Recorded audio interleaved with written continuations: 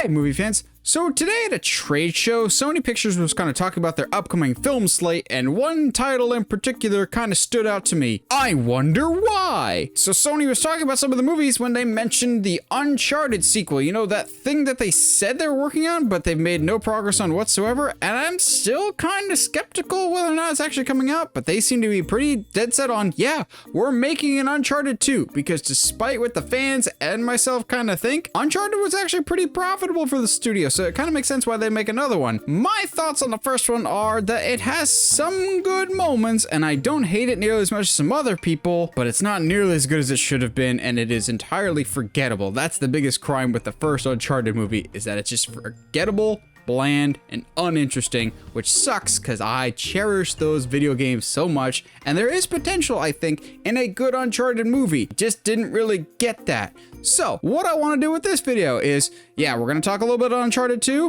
what I think they can go with story direction, but here's some fixes that I would like to see happen for Uncharted 2 of, okay, we're not too far gone yet. We can actually make this a good franchise if we start to pivot now. And no, one of those choices is not recast or reboot. I know a lot of people don't like Tom Holland as Nathan Drake, and they especially don't like Mark Wahlberg as Sully. I don't like Mark Wahlberg as Sully. I've been very vocal about that, but we can't change that. That's not going to be a stipulation for this video, and I don't think Sony will ever change their mind on that. It's just the way things are. What would I change about an Uncharted sequel that still kind of fits believably within Sony's plans? First and foremost, keep Elena far away from this movie. Now, I'm saying this as a person that loves the character of Elena in Uncharted. Besides Nathan himself, Elena is easily my favorite character in the entire franchise. Yes, Nathan has a great arc throughout the games.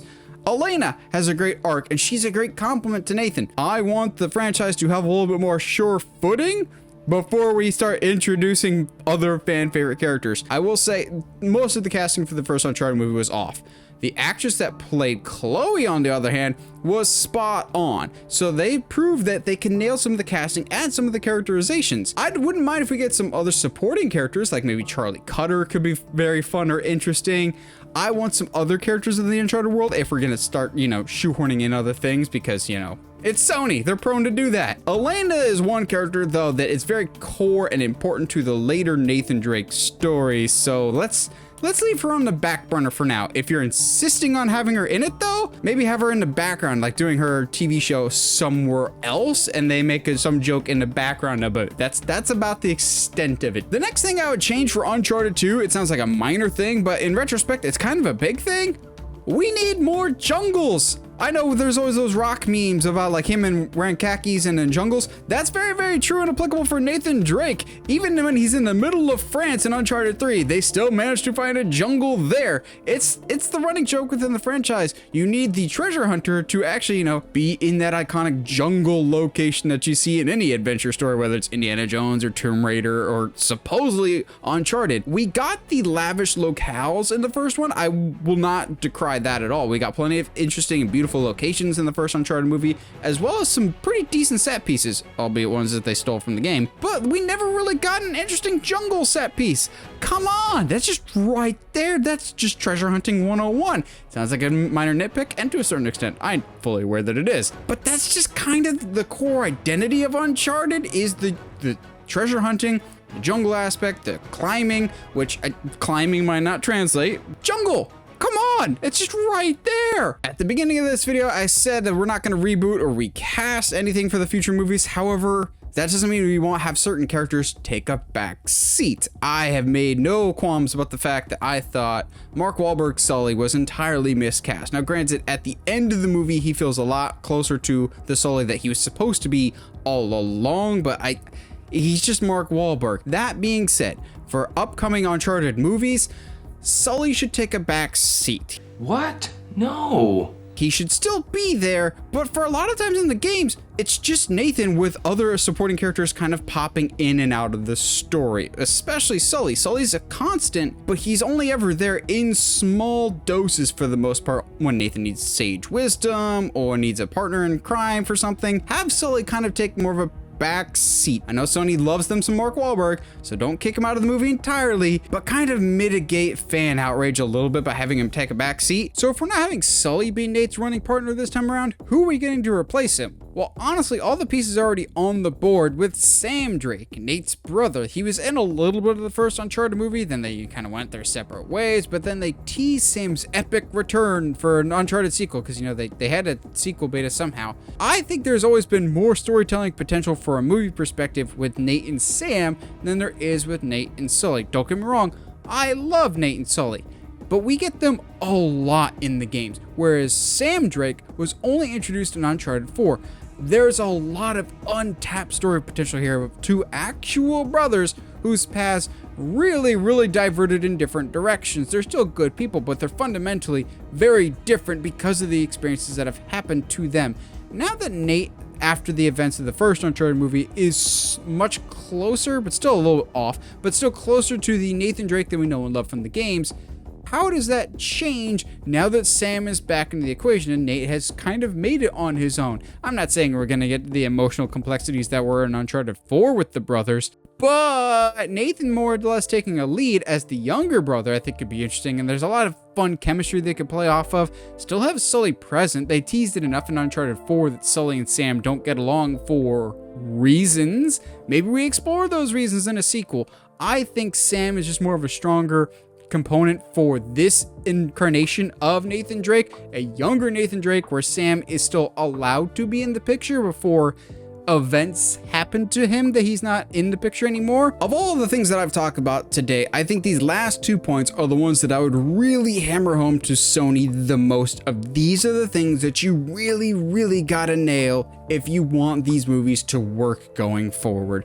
For Uncharted 2, you need a much better villain this time around. Uncharted 1 had one of the most forgettable villains of all time. I don't remember her name at all, which sucks because I got so excited when they cast Antonio Banderas as the lead villain. I thought, great, Antonio Banderas is a great actor. I think he'd be perfect for this. And then they didn't do anything with him. They killed him off. They also underwrote the character. And then I am fine with a villain killing another villain to take their spot. It's interesting, it's cliche, but if done well, it could be cool. It was not the case for Uncharted. No villain in this was particularly interesting or well written. The villain section was just severely lacking, as was numerous other things with Uncharted, but we've talked about that to death. I think a hero is only as good as the villain that they're going up against. Uncharted, the video games, have had such a bevy of interesting and compelling and engaging villains, whether it's Lazarevich in Uncharted 2 or Rafe in Uncharted 4. If you want your hero to succeed and be interesting, you gotta pit them up against another interesting and compelling character. Maybe you have a fellow thief with less of a moral code than Nathan has, so you have that interesting dichotomy of looking at himself in the mirror of like, okay, I go far with some things, but how far is too far? Or a big brute type like Lazarevich. A villain needs to be an interesting and important part of the story and really needs to make up the lost ground that was that first one. But for me, the single most important element of an Uncharted movie that was completely lacking in the first movie that you really gotta nail for all the sequels going forward, because I'm sure you want to make more of these, you gotta fix the music, and you gotta fix it in a big way. Now, I don't know if I necessarily blame the composer of the first Uncharted movie, because I've looked up his other scores. He did fantastic work on Pacific Rim. He's done great work for Game of Thrones. He is a talented composer. I feel like the directive from the studio was just like, just put music in there. Doesn't matter if it's good or not. But when you have a swashbuckling adventure movie, music is so key. Look at Indiana Jones, Pirates of the Caribbean, the Uncharted games themselves. They all have this score that immediately puts you in the world and makes you go, okay, I'm on this big, bombastic, larger-than-life adventure. I never got that from Uncharted.